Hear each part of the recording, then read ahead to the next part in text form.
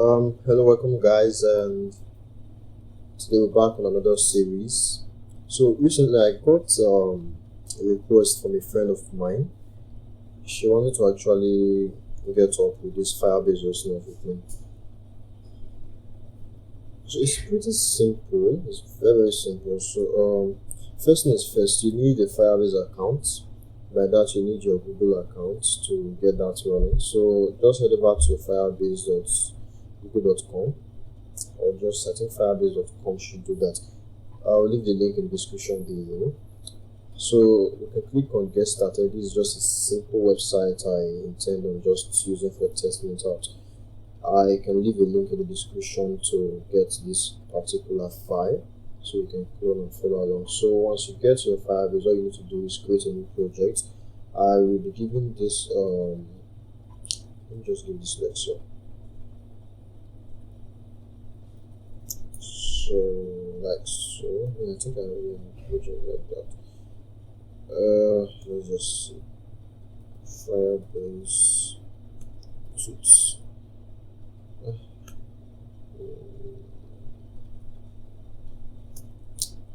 Okay, seems other people already have that name already used. Yeah.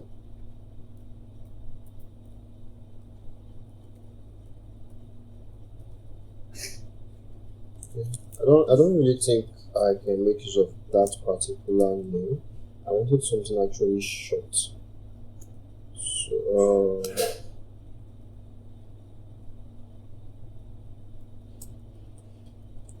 pardon.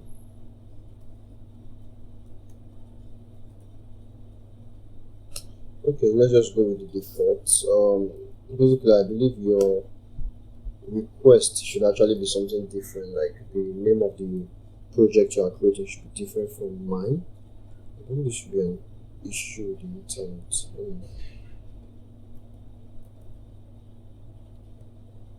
Okay, it seems to be working fine now. Okay, good. So let's just leave it like this. This should be the name of your project, and this will be your project ID unique to your project. I really don't like this. I really don't like this. I really need to change this. Okay, let's just leave it at Fire 2022 should be good. So that will be my project ID, and saving on. I do not want Google Analytics enabled for this project. Okay, let's just give it a Y. So while this is setting up, currently I just simply have my index main and main.js on my side, the CSS currently running. I think it's taking a very long time. So please do well to check on my channel for other videos that may interest you. So while we are on our Firebase console, this is your dashboard. You should see something like this. We actually need to head over to hosting. So we are hosting a front-end application. Note this is different from hosting a full stack application. So just click on that, get started, and what we need to do here is we need to install the Firebase CLI globally on our computer. So head over to your terminal. You can do the command J for that if you are on a Mac, or Control J for Windows computers. Windows Control V. So we are installing the Firebase tools globally, and this should install Firebase on our machine, like on our Windows machine globally, so you can use anywhere, both on CMD, PowerShell, and every other place. While that is being set up, let me just click on next. So I need to do the Firebase login, because currently VS Code doesn't really know if I am authenticated to make use of Firebase services, particularly for this account. So to do that, let's just do Firebase login. Why this is taking a whole lot of time.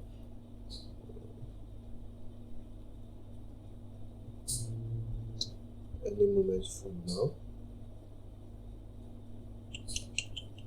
So please do well to like, share, and subscribe, and leave a comment below for any other video you would like to be instructed on. Any video you would like me to make whatever you want, anything you just want. If you have any issues, if you face any issues while doing this, please do well to leave a comment below, and I will see to that as soon as possible. Okay, so that is done. So let's just do Firebase login. And this should prompt me on our browser to actually sign in with our account. Okay, so allow Firebase to collect CLI usage. Let's just go for yes. This should open up in our browser. Yeah, I was currently working on the account selection, so let's just click on allow, and successful, as you can see here. So I don't need this anymore. Firebase login was successful. You can see successfully logged in as Scott Lexion. Let's just do Firebase init. So this should initialize our project in the current working directory. Now please note, these are what I currently have on my Firebase folder. Do not forget. So we want to proceed. Why? Now with this, do not actually mistake what I'm about to do. So use your navigation key. Let me show you something. I think I should have a screen and keyboard stuff here. So to actually make use of this particular terminal, you don't select the way you select another stuff. So you can use your normal top and bottom navigation buttons. So we are looking for something called hosting, which is this hosting, configure files for Firebase hosting, and optional GitHub, blah blah blah. So we are here. You don't hit enter, you hit the space bar to select. You get before hitting enter. So I don't need this anymore on my screen. So right now we already have a project which we created earlier on, so I can hit enter to use an existing project.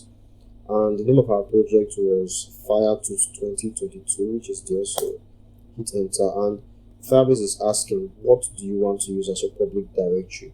Now, as default, Firebase will make use of a public folder. If I click enter right now, it will create a public folder for me right here. Or you can simply choose a folder for yourself, but I just prefer using the normal public folder. So by hitting enter, Firebase should create a public folder for me here. By this, I am asked configure as a single page application. This should be no. Single page applications are actually used for React apps and Next.js. So if I click on N and I just simply do the enter and set up builds, I do not want that for GitHub right now. Press no.